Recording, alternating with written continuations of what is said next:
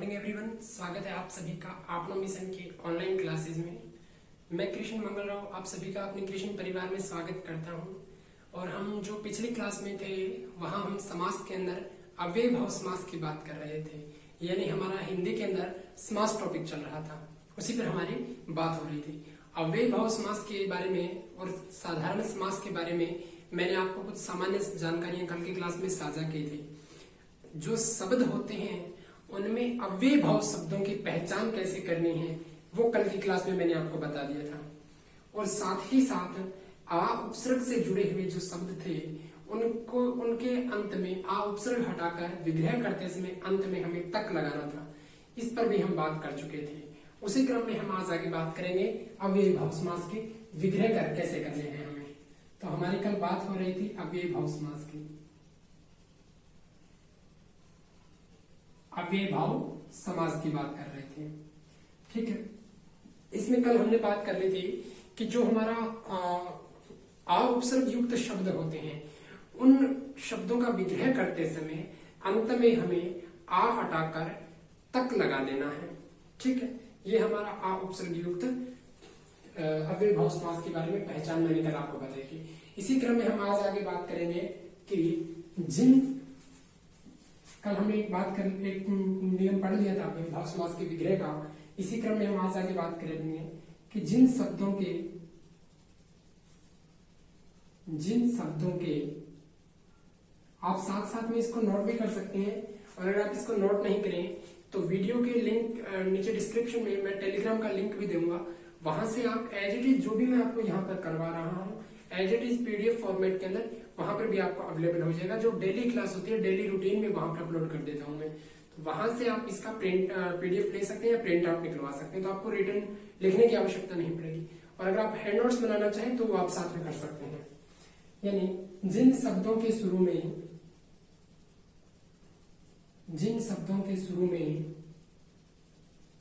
बे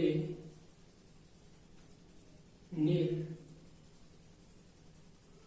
निस बे निर निस नी या ना, कौन कौन सा नी और ना नोट कीजिए कि बे नी ना निर निश, अगर ये कोई उपसर्ग लगे हुए हो तो इनको हटाकर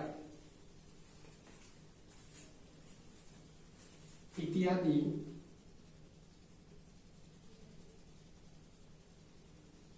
उपसर्ग जुड़े हों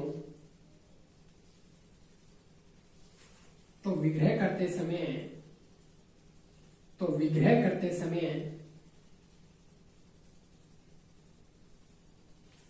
इन उपसर्ग को हटाकर मूल शब्द के शुरू में, ध्यान देना आ उपसर्ग था तो हमने बात की अंत में तक लगाना है, इसके शुरू या अंत दोनों में लगा सकते हैं, लेकिन क्या लगा सकते हैं वो ध्यान देना। अगर शुरू में लगाए तो हम लगाएंगे बिना, शुरू में बिना या अंत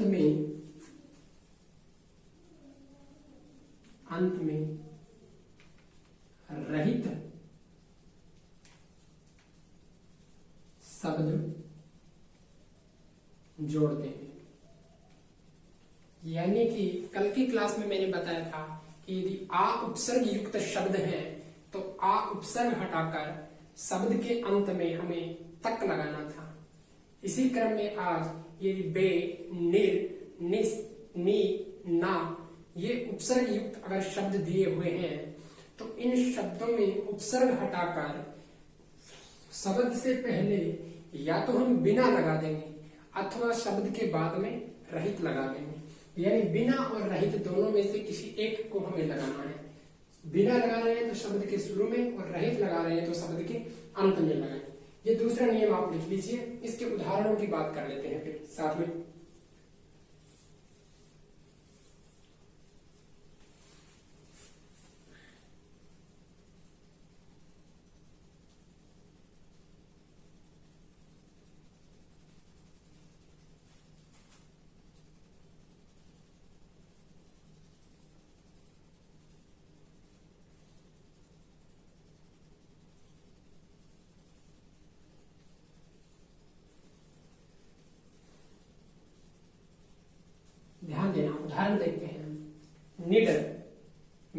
बताया यदि नि उपसर्ग हो, यदि नि उपसर्ग हो, यदि बे उपसर्ग हो, तो हमें क्या करना है, उपसर्ग हटा देना है। शब्द क्या बचा, डर।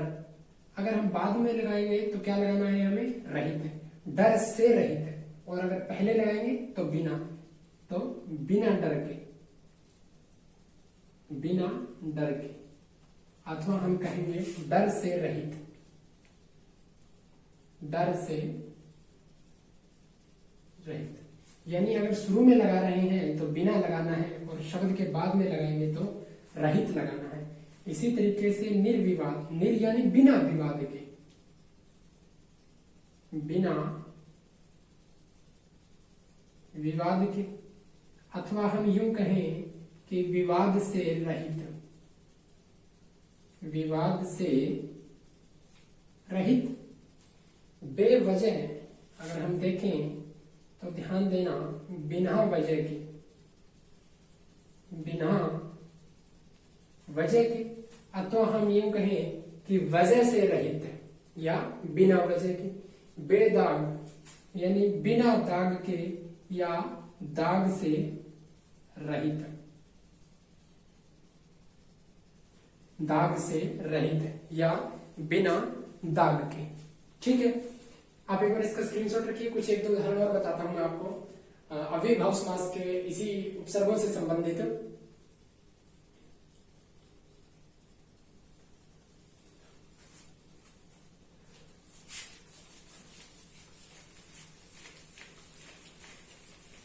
आगे आप देखना कि एक आता है बेदाग, बेदाग हमने देख लिया जैसे। और बेदाग के अलावा अगर हम एक और बात करते हैं तो आप देखना ना समझ, ना से, ना समझ। ठीक है, अब ना समझ आ गया तो यहां पे देखना बिना समझ के, बिना समझ के, या हम यूं कहें समझ से रहित,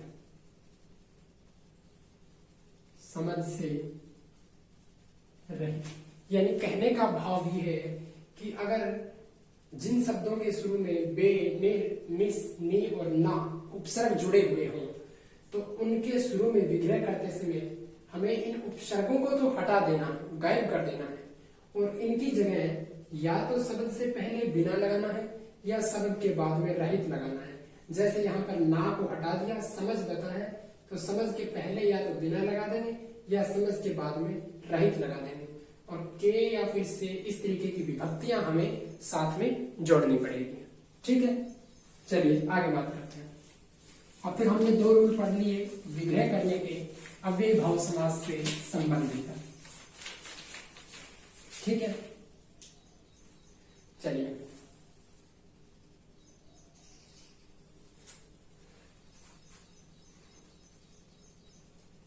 जिन शब्दों के शुरू में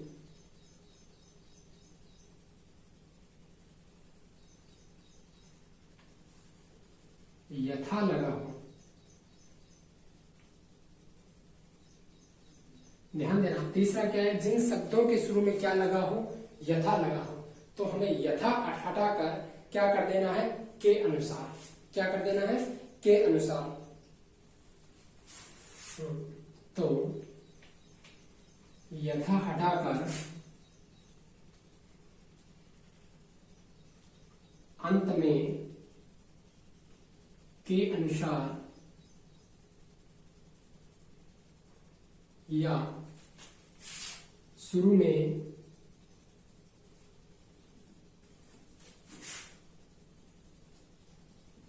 जैसा या जैसी जोड़ देते हैं,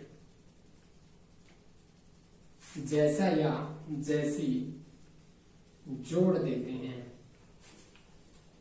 इसके उदाहरण आप देखना, यथाशक्ति, यथा संभव, यथा समय,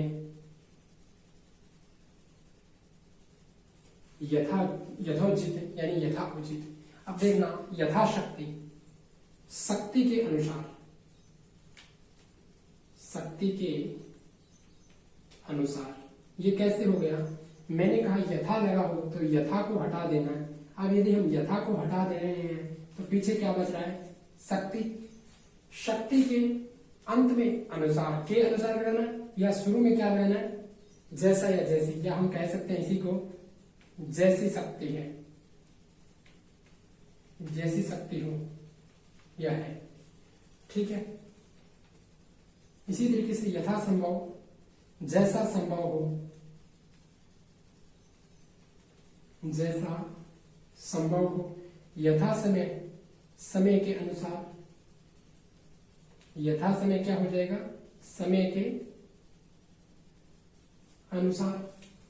यथाशक्ति, यथा संभव, यथोचित होता है जैसा कि उचित, जैसा उचित है उचित के अनुसार। यथोचित देखना आपको, यथाउचित, जैसा उचित है या उचित के अनुसार। यथा उचित को, सॉरी, इसको यथोचित आप करेंगे। ठीक है। आ मिलके क्या बन जाएगा? ओ बन जाएगा। यथोचित, जैसा उचित है। ठीक है। चलिए आगे बात करें।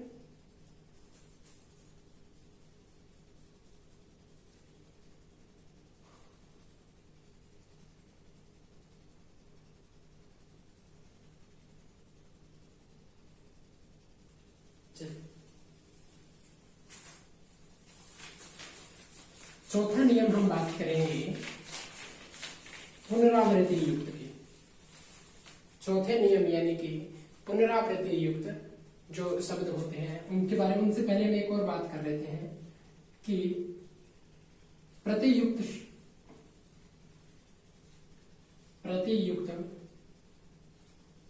शब्दों में विग्रह के समय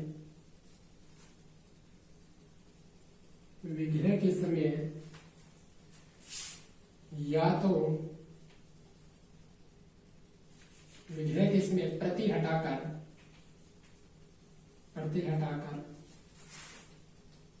या तो हर लिख देते हैं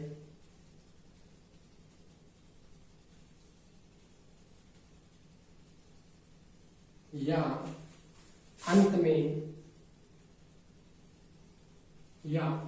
अंत में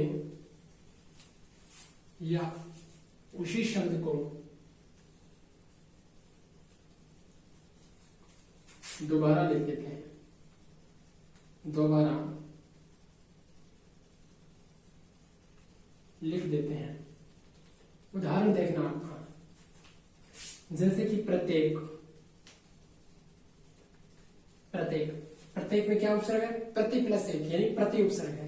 तो आप या तो इसको हर एक कर देंगे यानी प्रति की जगह हर लगा देना है और लास्ट में एक है, या तो हर एक कर देंगे, या फिर एक जो शब्द है इसी को, उसी शब्द को दोबारा लिख देंगे यानी एक के बाद फिर एक लिख देंगे। तो एक एक क्या हो जाएगा? प्रत्येक हो जाएगा। ठीक है। इसी तरीके से आप देखेंगे प्रतिदिन आता है, प्रति रात आता है, प्रतिवर्ष आता है। ठीक है। प्रतिवर्ष देख लीजिए तो ये हो जाएगा हर वर्ष या वर्ष। ठीक है।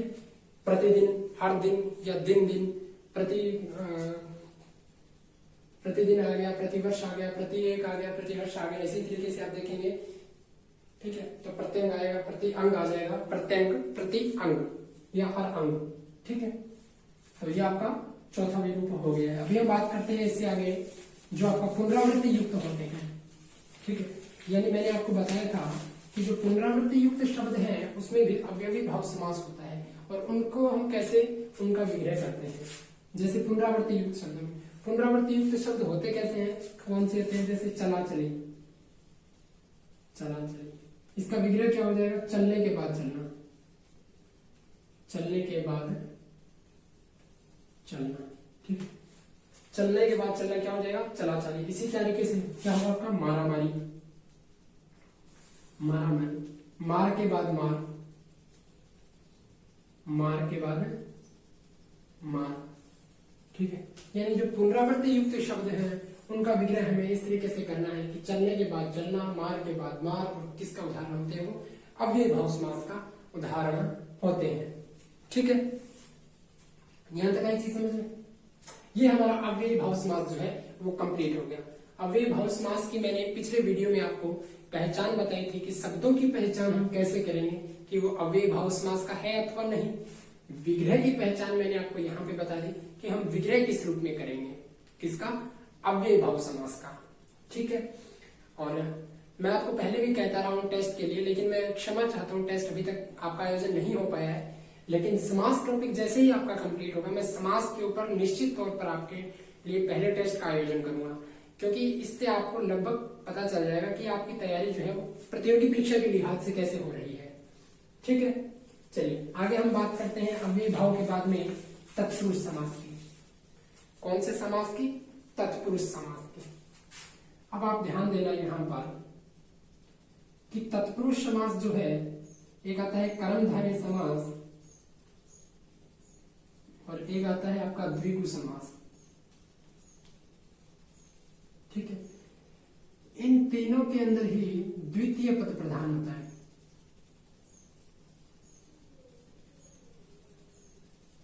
कौन सा पद प्रधान होता है? तीनों में ही द्वितीय पद प्रधान होता है। और अगर तीनों में ही द्वितीय पद प्रधान होता है तो इन तीनों को हम अलग अलग नाम मानकर एक ही समास का रूप मानेंगे। इसलिए समास मूलतः कितने प्रकार के होते हैं?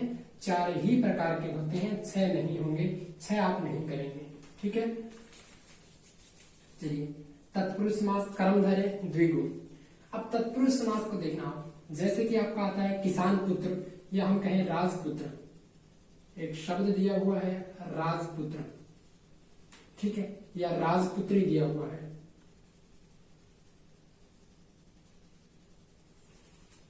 राजपुत्र का जैसे ही आप विच्छेद करेंगे, विग्रह करेंगे, तो ये हो जाएगा राजा का पुत्र।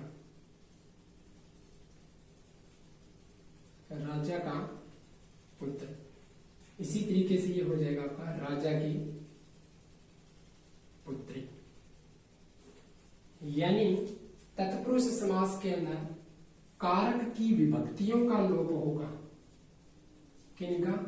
कारक की विभक्तियों का लोप होगा, और उन्हीं विभक्तियों को हमें ध्यान में रखकर विग्रह करना है। कौन से समास में? तत्पुरुष समास में। अब ध्यान देना, इसका द्वितीय पद प्रधान कैसे होता है तत्पुरुष समास का? राजपुत्र, हम शब्द को देख रहे हैं, ठीक है, राजपुत्र। यहां पर हमने विग्रह किया, पता चल गया राजा का पुत्र। बात किसकी हो रही है? यहां पर पुत्र की हो रही है। इसकी पहचान बताई गई है कि वो किसका है? राजा का है।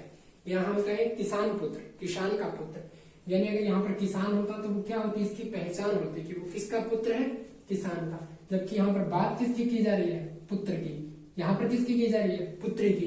पुत्र और पुत्री जो है वो वाक्य शब्द के अंदर कौन सा पद है? द्वितीय पद। और तत्पुरुष समास के अंदर कौन सा पद प्रधान होता है? द्वितीय पद प्रधान होता है। तो यहाँ पर कौन सा पद प्रधान है? द्वितीय पद प्रधान है।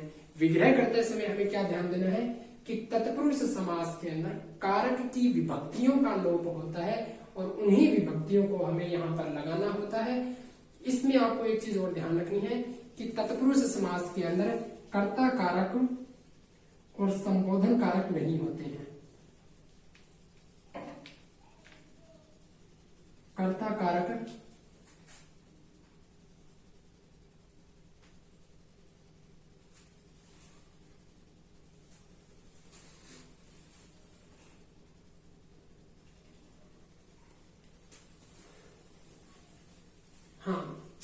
वापस आते, क्षमा चाहता हूं थोड़ा सा, ठीक है, चलिएगा। मैंने आपको बताया कि जो तत्पुरुष समास है इसके अंदर कर्ता कारक और संबोधन कारक की विभक्तियों का प्रयोग नहीं होता है। बाकी जो 6 कारक बच जाते हैं उन कारक की विभक्तियों का प्रयोग होगा। ठीक है, उन कारक की विभक्तियों का प्रयोग होगा। अब वो विभक्ति कौन कौन सी है आप ध्यान देना। मैंने आपको बताया कर्ता कारक नहीं होगा, कर्ता के बाद करण, फिर करण, संप्रदान, अपादान, संबंध और अधिकरण। ठीक है, कर्म को कारण से या के द्वारा, संप्रदान के लिए अपादान से संबंध का के की अधिकरण में और पर। इन 6 कारक की इन विभक्तियों का लोप होगा। ठीक है, यानी कि जो शब्द हमें मिलेंगे उन शब्दों के अंदर इन विभक्तियों का लोप होगा और वही विभक्ति हमें इनके बीच में सही जगह का चयन करते हुए लगानी है। ठीक है, और जिस विभक्ति को हम लगा रहे हैं, जैसे यहाँ पर हमने का विभक्ति लगाई है, यहाँ पर का विभक्ति किसका है? संबंध का। तो इसमें कौन सा समास हो जाएगा? संबंध तत्पुरुष समास। कौन सा समास हो जाएगा? संबंध तत्पुरुष समास। यहाँ पर की विभक्ति का प्रयोग हो रहा है, की भी संबंध का है, तो इसमें भी कौन सा समास हो जाएगा? संबंध तत्पुरुष समास। ठीक है, तो इसके बारे में हम डिटेल से अभी बात करेंगे, एक एक के लिए मैं उदाहरण भी लूंगा, तो एक बार आप इसको ध्यान रखना। आगे हम बात करते हैं।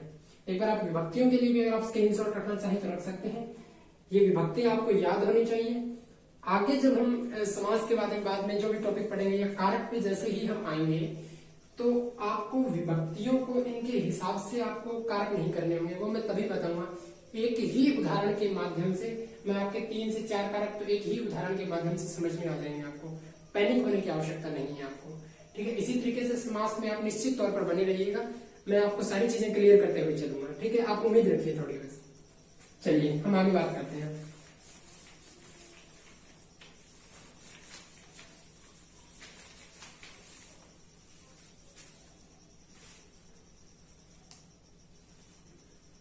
कर्मधारय के अंदर हम देखते हैं जैसे कि नील कमल, इसका अगर हम विग्रह करें, नीला है जो कमल, नीला है जो कमल। ठीक है, अब इसमें ध्यान देना, यहां पर जो कमल है बात किसकी की जा रही है? कमल की, जबकि नील तो उसकी एक विशेषता है, जबकि बात किसकी कर रहे हैं? कमल की। और कमल क्या है? द्वितीय पद, यानी कर्मधारय में भी कौन सा पद प्रधान होता है? द्वितीय पद प्रधान होता है। इसी तरीके से हम देखें द्विगु समास में तो पंचरत्न,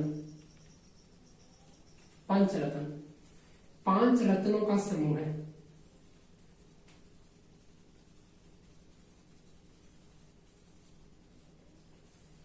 ठीक है, पंचरत्न 5 रत्नों का समूह है। इसमें क्या होता है? इसमें पहली क्या होती है? संख्या। पहला पद क्या होता है? संख्यावाची। द्विगु समास की पहचान, वैसे तो मैं आगे आपको डिटेल में करवाने वाला हूं कर्मधारय द्विगु, लेकिन यहाँ पर साधारणतः आपको बता रहा हूं कि तीनों समास एक ही श्रेणी में क्यों आते हैं। तो आप ध्यान देना, द्विगु समास में पहला पद क्या है? संख्यावाची, यानी ये तो केवल संख्याएं बता रहा है, जबकि मूल शब्द क्या है? रतन, यानी इसमें भी कौन सा पद प्रधान है? द्वितीय पद प्रधान है। कर्मधारय, द्विगु और तत्पुरुष तीनों में द्वितीय पद प्रधान है, इसलिए इन दोनों को कर्मधारय और द्विगु को तत्पुरुष का ही उपभाग माना जाता है। ठीक है, यहां तक आई चीज समझ में। आगे बात करें हम, चलिए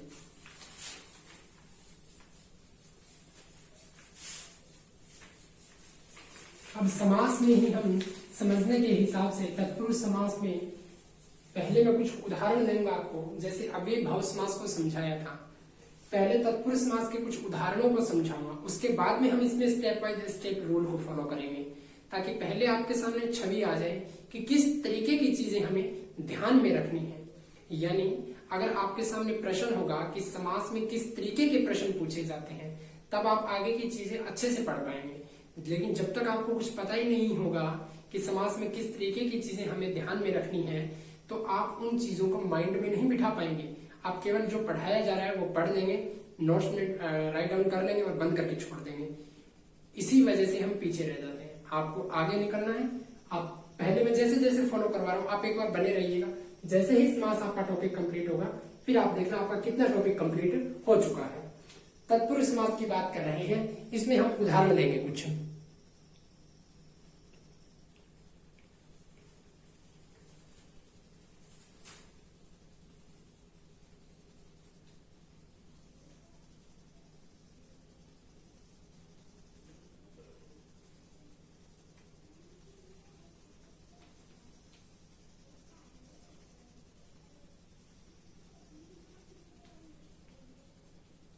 अब आप ध्यान देना, आप आपके दिमाग में प्रश्न आ रहा होगा कि मैंने ये चारों ही उदाहरण एक समान क्यों लिए हैं।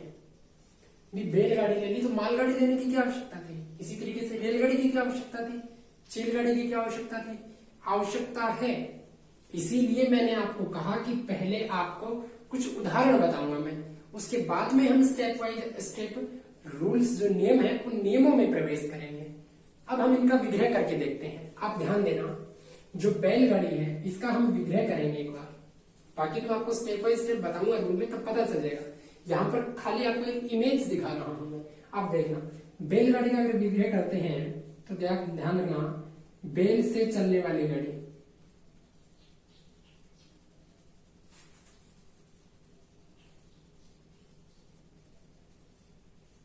बैल से चलने वाली गाड़ी, मालगाड़ी, ठीक है, मालगाड़ी। अब मालगाड़ी का क्या होगा आप ये बताइए। आप अभी मैंने आपको बताया था कि ये एक समान उदाहरण है, लेकिन किस लिए आवश्यकता है। अब आप ध्यान देना, मालगाड़ी क्या होती है, माल ढोने के लिए। तो माल ढोने के लिए गाड़ी,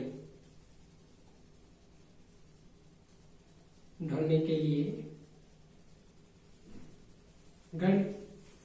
नीचे है रेलगाड़ी। रेलगाड़ी का क्या मतलब आप ध्यान देना, रेल पर चलने वाली गाड़ी।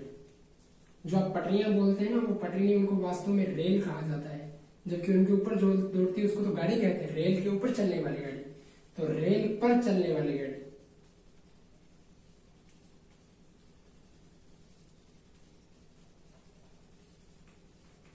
और इसी रूप में बात करते हैं चील गाड़ी।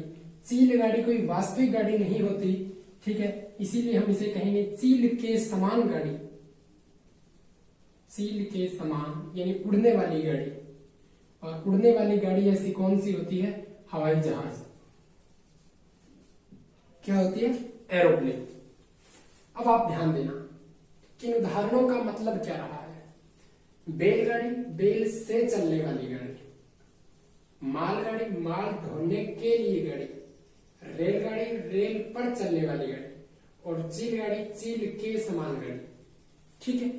यानी हम इनमें किन विभक्तियों का प्रयोग आ गया, से का विभक्त प्रयोग है, बैल से चलने वाली गाड़ी। अब से का प्रयोग मैंने दो जगह बताया आपको, एक तो कर्ण में और एक अपादान में। अब आप ध्यान देना, कर्ण में जहां पर मैंने से बताया था उसी के साथ में बताया है के द्वारा। सबसे मेन पहचान तो है कि अपादान का प्रयोग होता है किसी चीज को अलग करने के भाव से, लेकिन वो हमें ध्यान में नहीं देना। यहां पे देखेंगे कि के द्वारा जो दिया हुआ है, अगर इस से की जगह के द्वारा हम लगा के देखें, क्या लगा कर देखें, के द्वारा, ठीक है, तो ये हो जाएगा हमारा बैल के द्वारा चलने वाली गाड़ी। बैल के द्वारा चलने वाली गाड़ी, यानी हमारे वाक्य में किसी तरीके का या विग्रह में किसी तरीके का कोई प्रभाव नहीं पड़ रहा है। तो इसमें इस से का प्रयोग कौन से कारक के रूप में हुआ है, कर्ण कारक के रूप में। तो बैलगाड़ी में कौन सा समास हो जाएगा, कर्ण तत्पुरुष, कर्ण तत्पुरुष।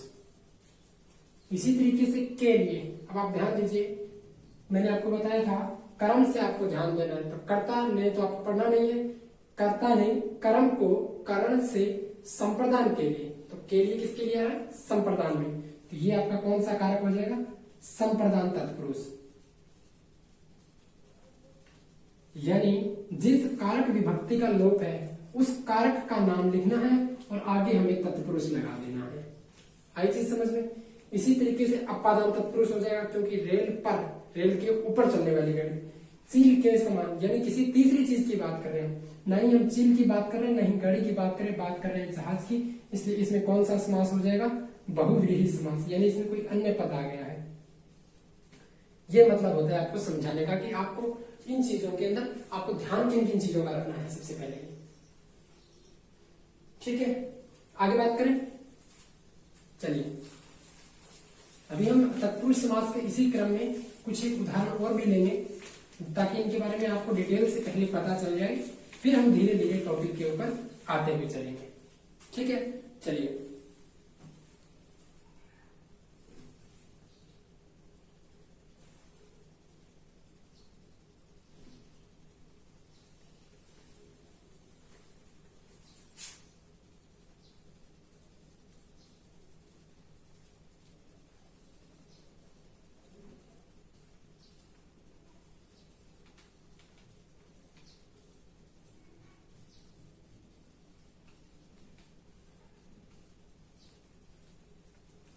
अब हमने ये 4 उदाहरण और लिए हैं, ठीक है।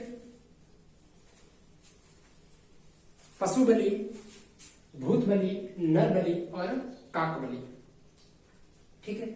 इन चारों उदाहरणों को लेने का मतलब क्या है? अब आप ध्यान देना, जिस बलि शब्द का यानी पशु बलि में जो बलि लगा हुआ है, इस बलि शब्द का यहां पर प्रयोग करने का मतलब क्या रहा है, आप देखना, अभी बताता हूं मैं। यानी कि अगर बलि के अंदर छोटे ई की मात्रा लगी हुई है तो इसका मतलब होता है भेंट। क्या होता है? भेंट। और अगर बलि के अंदर ई की बड़ी मात्रा लगी होती तो उसका मतलब क्या था? बलवान। जैसे बाहुबली, बाहुबली में ई की मात्रा क्या है? बड़ी लगी हुई है, तो वहां पर बलि का मतलब क्या है? बलवान। यहाँ पर ई की मात्रा छोटी है तो ई का मतलब क्या हो जाएगा? भेंट। पशु बलि, भूत बलि, नर बलि, काक बलि।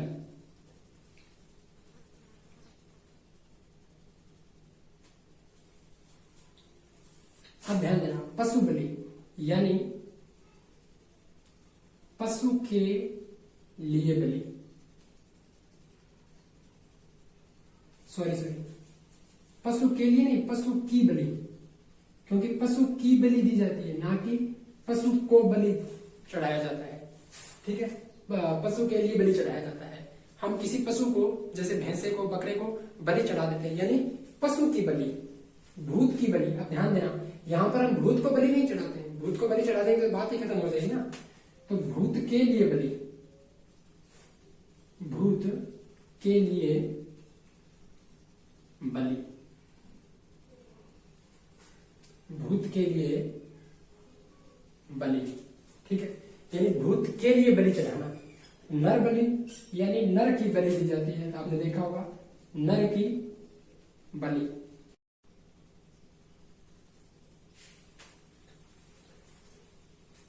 चलिए, मैं माफी चाहता हूँ, थोड़ी सी टेक्निकल प्रॉब्लम हो गई थी जिसकी वजह से थोड़ा सा वीडियो आपका क्रैक हो गया, बीच में आगे बताते हुए चल रहा था। तो हम थे नर बलि के ऊपर, ठीक है। नर बलि यानी नर की बलि। काक बलि यानी काक के लिए बलि दी जाती है, ना कि काक की बलि दी जाती है। क्या किया जाता है? काक के लिए बलि दी जाती है, ना कि काक की बलि दी जाती है, ठीक है। अभी तो वीडियो में किसी तरीके की समस्या नहीं है। चलिए आगे ध्यान देना, स्वर्ण फूल, स्वर्ण से बना फूल होता है, ना कि स्वर्ण के लिए फूल बनता है। स्वर्ण यानी सोना, सोने के लिए फूल नहीं बनता है, सोने का फूल जरूर बनता है, यानी स्वर्ण से बना फूल आएगा, ना कि स्वर्ण के लिए है। यहां देखना, कर्ण फूल, कर्ण यानी कान को कहते हैं। कर्ण कान के लिए फूल होता है, कान का बना फूल होता है, कान से बना फूल होता है, तो कान के लिए फूल, ठीक है। और इसी तरीके से हाथ के लिए फूल, यानी आपको इन विभक्तियों को ढूंढना है और इन विभक्ति के चिन्हों का, जिस कारक की विभक्तियां हैं, जैसे कि विभक्ति संबंध कारक की है तो संबंध तत्पुरुष, इसी तरीके से के लिए संप्रदान किया तो संप्रदान तत्पुरुष समास हो जाएगा। यहाँ पर फिर की संबंध तत्पुरुष समास हो जाएगा, इसमें फिर संप्रदान तत्पुरुष समास हो जाएगा, क्योंकि जो ये के लिए विभक्ति है वो कौन से समास की है? संप्रदान तत्पुरुष की। यहाँ से लगा हुआ है तो कर्ण तत्पुरुष की आ जाएगी, कर्ण। यहाँ पर फिर के लिए तो संप्रदान तत्पुरुष, और इसी तरीके से नीचे संप्रदान तत्पुरुष। यानी कि हमें इन विभक्ति चिन्हों को पहचानना है शब्द को देखते हुए। जैसे यहाँ पर हम पशु बलि देख रहे हैं तो पशु की बलि दी जाती है, ना कि पशु के लिए बलि दी जाती है, ठीक है। पशु के लिए बलि नहीं देते हम, तो पशु की बलि देते हैं, इसलिए यहाँ पे क्या आएगा? की आएगा। यानी इन छोटी छोटी बारीकी वाली चीजों को हमें देखना है, ठीक है। तो आज की क्लास में मैं सामान्य जानकारी इतनी साझा कर पाऊंगा। समय हो रहा है तत्पुरुष समास से संबंधित, ठीक है। कल की क्लास में हम तत्पुरुष समास के अंदर आगे बात करेंगे। आज जैसे मैंने ये संबंध के लिए या जो भी कारक की विभक्तियां थी इनके बारे में थोड़ा बहुत बताया है, कल हम एक एक कारक विभक्तियां जो है उनके ऊपर कुछ उदाहरणों का प्रयास करेंगे, ठीक है। और उसके बाद में हम कर्मधारय, द्विगु समास, बहुब्रीहि समास, द्वंद्व समास इनकी भी बात करेंगे, ठीक है। तो आज की क्लास में हमने जो अव्यय भाव समास था वो पूरा कर लिया। तत्पुरुष समास की कुछ सामान्य जानकारी आपके साथ में साझा कर ली है। तत्पुरुष समास की आप क्या क्या चीजें ध्यान रखेंगे? इसका क्या होता है? द्वितीय पद प्रधान होता है। कौन सा पद होता है? द्वितीय पद प्रधान होता है। दूसरी चीज, इसमें कारक विभक्तियां लुप्त होती है जिनको हमें लगाना होता है, ठीक है। तो आज की क्लास में इतना ही हम बात कर पाएंगे। कल की क्लास में फिर मिलते हैं, तब तक के लिए आप अपना ध्यान रखिएगा, पढ़ते रहिएगा और आप मिशन की ऑनलाइन क्लासेस के साथ जुड़े रहिएगा। कृष्ण परिवार में आप सभी का धन्यवाद। वीडियो को ज्यादा से ज्यादा शेयर करना, लाइक करना और चैनल पर नए हो तो सब्सक्राइब करना। धन्यवाद साथियों।